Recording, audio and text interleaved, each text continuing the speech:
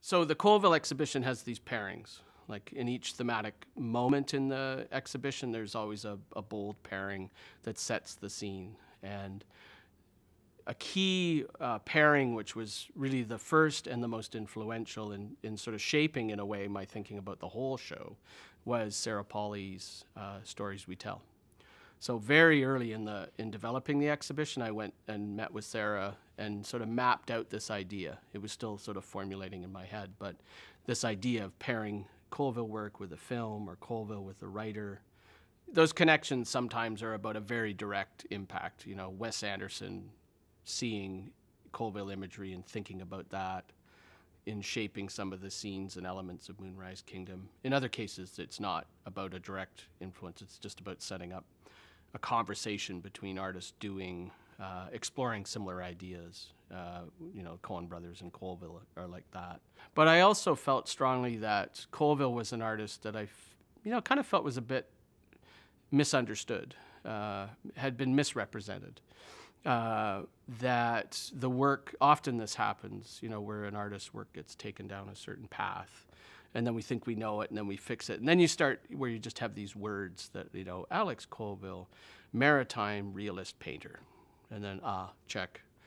And I thought, well, that's not what he is. He's something else. And the initial idea for the show was to come at Colville in a new way, to tell a new story about Alex Colville, his history, but also his connections as somebody of a very particular place, but also who was very deeply connected out into the world. The important thing, I think, in understanding Colville is realizing that these paintings, these images, stills are not documentary. You know, he didn't walk down the road one day and look and a black horse ran in front of a white church. He saw a white church, and then he saw the black horse somewhere else, and he saw this element, and then he strips it down and brings it together to make a bold statement.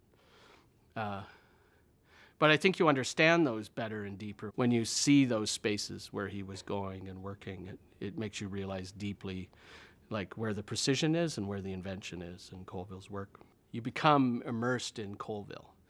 When we were working on the exhibition early on, I was in Hamilton, and I went to meet Ihor Holubitsky, who's a curator I've known for years, talking about the show and how it was going. And I was describing to him how, like, man, you know, like, it always happens when you get so immersed in a show where you just go down, and it'd be like I'm living it. Like everywhere I look, I was describing looking at him as. And then we turn and look up on the TV monitor, and there's this black horse. And then the camera pulls back, and then you see that this horse, I don't know why, because I can't hear the sound, but this black horse has fallen through the ice. You don't expect to be sitting in a train station and seeing that kind of imagery in the world. And I think that's like one of the things that's so great about Colville is his paintings are such wonderful reminders of the unexpected, the uncanny.